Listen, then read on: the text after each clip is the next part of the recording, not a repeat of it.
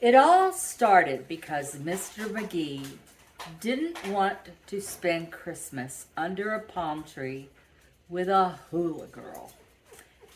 3 weeks before Christmas, Barbara, his daughter, and her pleasant, if frivolous husband, Gerald, had dropped their jobs and flown away to Hawaii.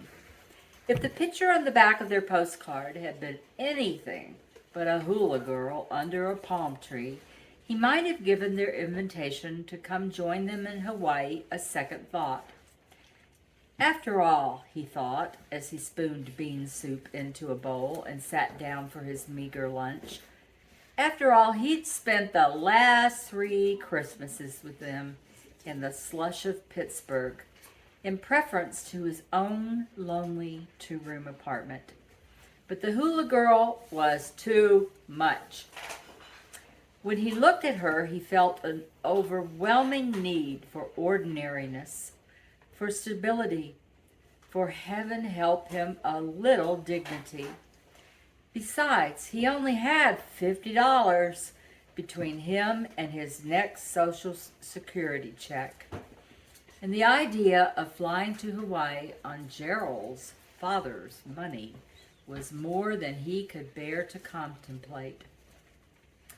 In fact, he told himself for the 40th time in less than 3 weeks, he would sooner have Christmas dinner alone at the Dairy Maid than celebrate courtesy of Gerald's doting father, who was not only several thousand times wealthier, but 10 years younger than Mr. McGee. Still, as the days crept toward the 25th, he began to experience a little hollowness. His mind had turned more and more often to Christmases past, with little Barbara writing endless letters to Santa Claus and sweet-voiced May practicing her choir anthems at the old upright, rushing back to the kitchen to snatch ginger cookies out of the oven just in time. Now that was Christmas. The smell of ginger cookies and the music and the excitement of a little child. The huge tree that they had once cut themselves and then had to trim to get into the house. The gifts. For 7 years straight, Barbara had given him a bottle of aquavelva and a pan of ginger cookies. McGee, he said to himself, if you don't stop this nonsense, you'll be weeping in the bean soup. He leaned across the kitchen table and switched on the radio to give himself a little company. While for hundreds of area residents, this will not be a Merry Christmas. The announcer's voice sounded to Mr. McGee like the pseudo-mournful tone of one who would soon be rushing home to his own comfortable house in the suburbs. They have no money for heating oil, said the announcer, much less toys for their children. Ah, to have children, to have a wife and family, and then not to be able to do for them, that must be terrible for a person. At least when May had been alive and Barbara home, he'd always been able to manage. How dare he feel sorry for himself? He had a little money. He could give Christmas to someone who wouldn't have it otherwise. Wasn't that what Christmas was all about? Who was that cute young woman who had spoken to the Retired Men's Fellowship at church? Trainer, Miss Trainer. She was a sort of social worker for the area churches. She'd be able to put him in touch with someone who needed his help. He was so eager he could hardly look up the number of the denominational office in the phone book. He dialed the number with a shaking finger. Yes, said the voice on the other end. Merry Christmas! Mr. McGee tried to sound hearty. Yes. The voice was flustering him. Miss Trainer? He finally managed to stumble out. Will you hold, please? Miss Trainer was very polite. Yes, she remembered meeting Mr. McGee at the fellowship meeting last week. How was he? Well, actually, the baskets for Christmas thing was really not the best idea. Sort of a handout. Demeaning to some people.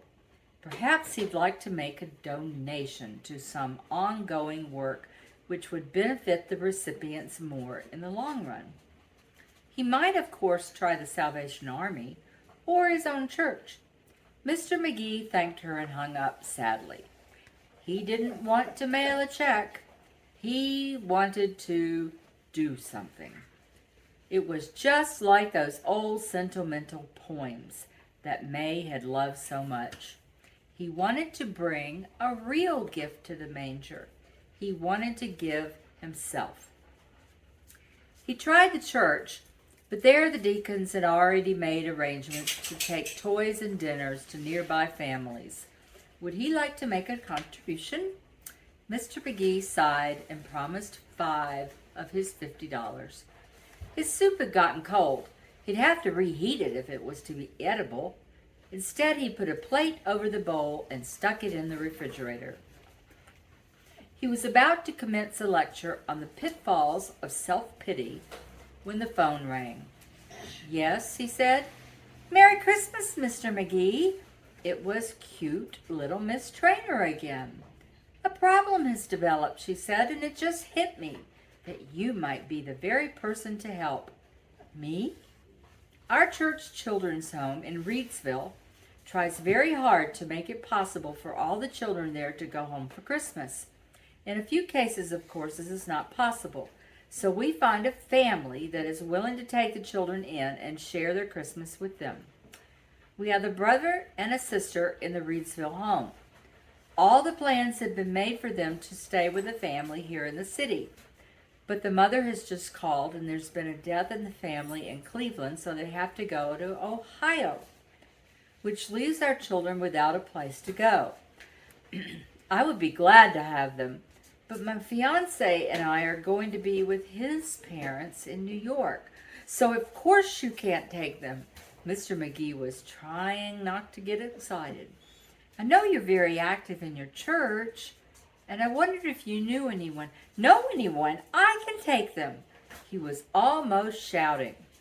What about your wife, Mr. McGee? Are you sure she won't feel it's an intrusion?" It was all Mr. McGee could do to keep from smiling heavenward. "I'm sure she would be delighted," he said quite truthfully. There was a pause at the other end of the wire. "I want you to know that ordinarily I make a careful check of every home that takes in our children, even for short periods." "Oh, yes, of course, but there's no time." "There's no time," she confirmed. "We'll need to have them picked up tomorrow morning. Please don't think me unprofessional." "Never," he promised. "The little girl is 8, and her brother is 5. "Perfect," he said.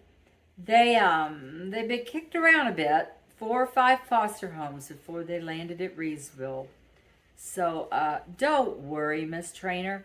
I wasn't born." He laughed. "Yesterday, you know. By the way, what color are they?" "White." She sounded startled. "Does it matter?" "Yes," he said. "I have to know what color to get the doll." He sang his way through 3 department stores and a Woolworth's. The doll was a huge baby that opened and closed its eyes and cried "Mama." It cost 4 days of groceries. For the boy, he got a shiny fire truck, which cost 3 days of groceries. There wasn't really enough money left for a turkey.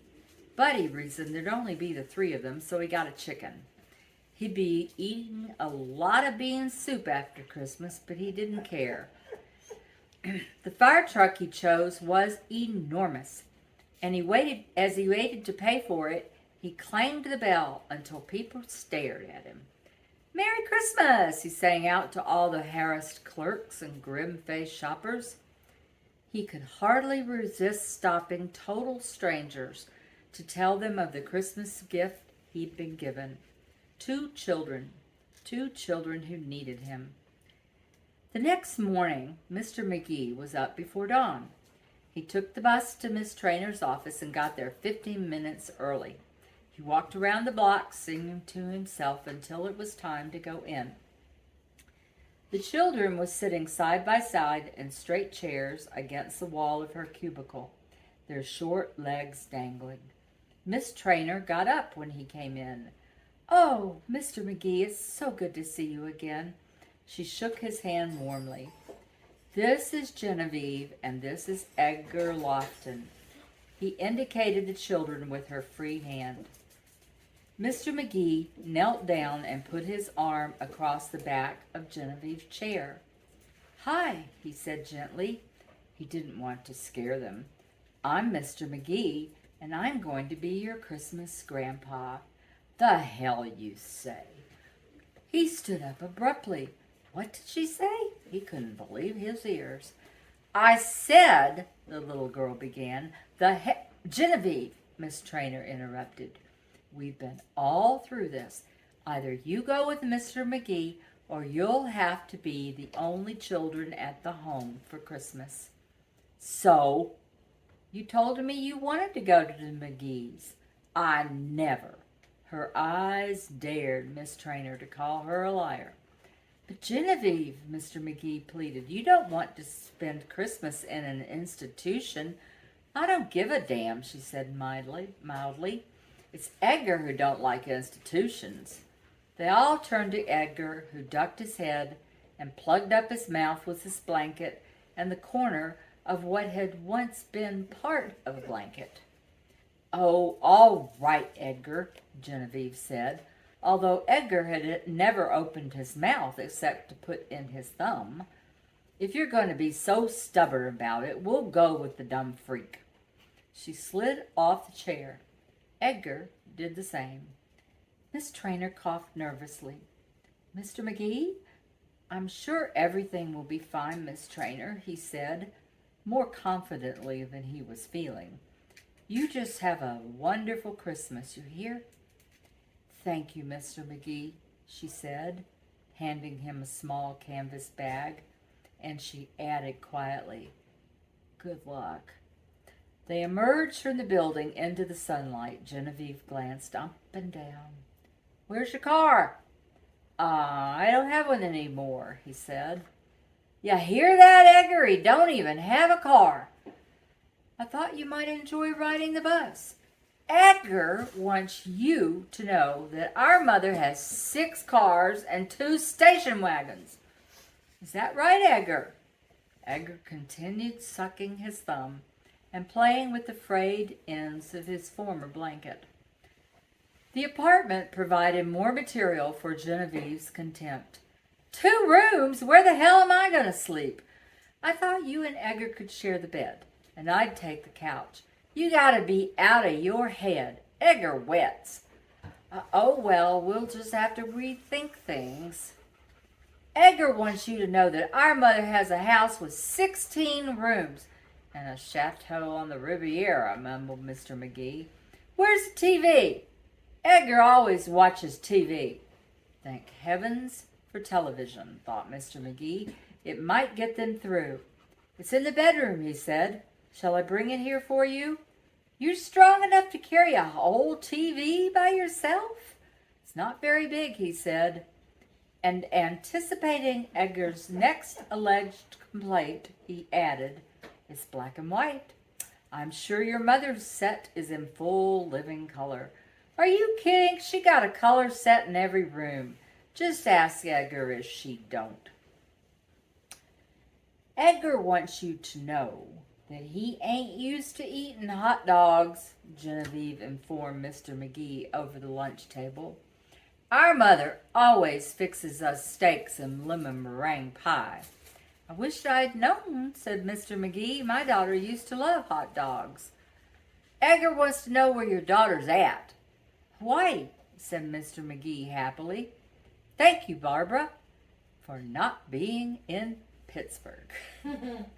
But Genevieve was undaunted. "Edgar wants you to know that our mother has 18 children in 18 different countries around the world. That's why she couldn't have us for Christmas.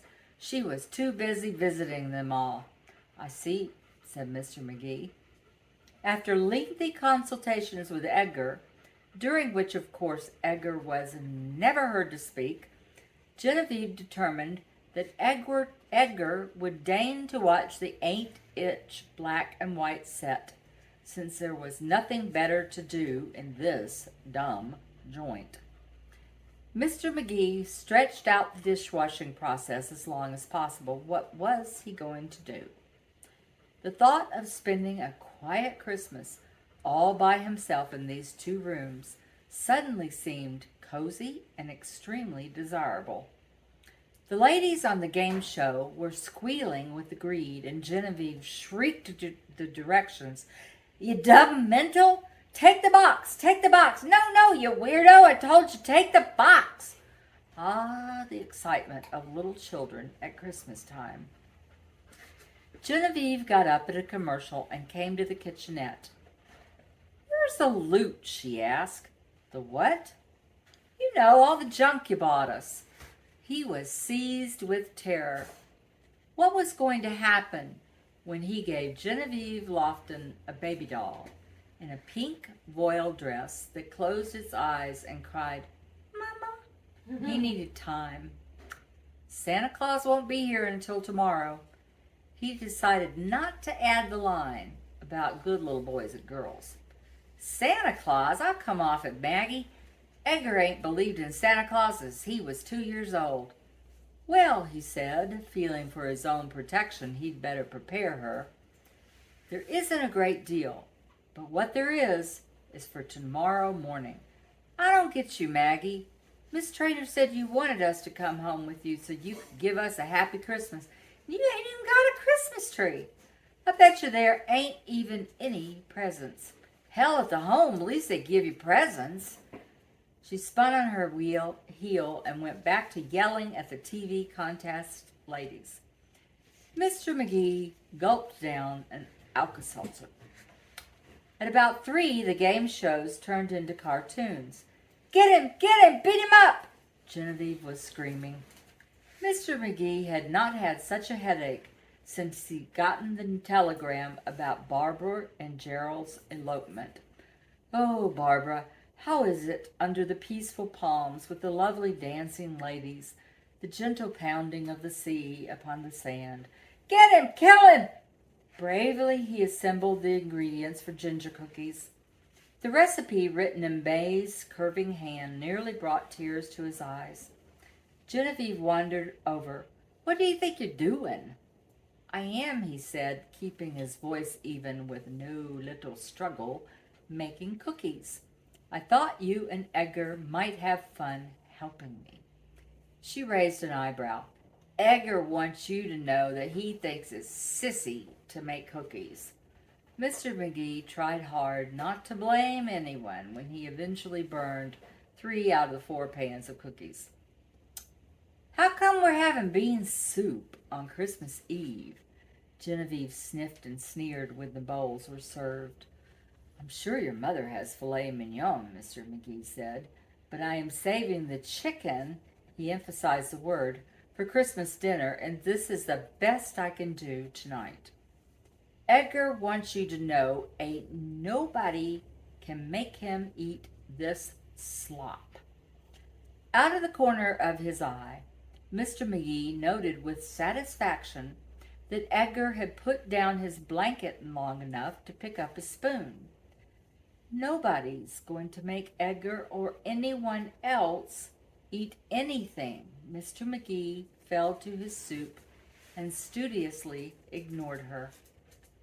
"My mother," she said finally, "would die if she knew we was here." "So would mine," said Mr. Magee, but not out loud. Genevieve flounced over to the couch and plopped down. "Come over here, Edgar," she said. "You don't have to eat that mess." Edgar put down his spoon reluctantly. "Leave Edgar alone," Mr. Magee said. "He's enjoying his supper." "Listen here, Maggie, I don't know what you got in mind, but I ain't standing by letting my little brother poison himself." A foreign feeling was rising rapidly from Mr. Magee's gut. He belatedly recognized it as the urge to kill. Edgar looked from one to the other, then poked his thumb and blanket back into his mouth and started for the couch. Genevieve smiled in triumph and patted the spot next to her. "Don't you be scared of nothing, Edgar. I'm going to take care of you." She snapped on the TV, loud. Mr. McGee took the room in 3 strides, turned off the set, stood in front of the screen. I can't stand any more TV tonight, he said. What in the devil you expect us to do? I do not expect you to do anything. We are all going to church. Church? You gotta be kidding. I've never been more serious in my life. Edgar wants you to know. If Edgar wants me to know anything, he can tell me himself. Boy, your mother is not here. If I had the faintest notion where she might be found, believe me, I would call a cab and take you to her this very night. However, since she is unavailable and Edgar is uncommunicative, it's just you and me, Genevieve Lofton. I don't know about you, but I know about me. I cannot take one more minute of your big mouth smarty pants. Hey, don't you dare, hey, Maggie me. Wait, close your mouth. I am going into the bedroom and lie down until time to go to church. If you dare turn this TV set on, I'll come in here and personally smack your bottom. Understand? Edgar was nodding solemnly. Genevieve was staring at Mr. McGee as though he had just plunked down from outer space. Slowly she closed her wide open mouth. He slammed the door and flung himself across the bed. Oh, Lord, forgive me. What was that verse about it being better to have a millstone around your neck than a child? No, it was better to have a millstone around your neck and be thrown into the depths of the sea than to offend one of God's little ones. Something like that. Genevieve, are you one of his little ones? You? The apartment was quiet except for the humming of the refrigerator. The raging inside him began to calm a little. He had almost drifted off when he felt a presence above him. He jerked awake. Edgar's smeared face hung just above his own. Genevieve, the little voice whispered, he's alive. Mr. McGee sat up and held out a hand toward the boy. Edgar drew back shyly, but before he popped the thumb in, Mr. McGee saw the mouth stretch into a tiny smile. At church, both Edgar and Genevieve were models of docility.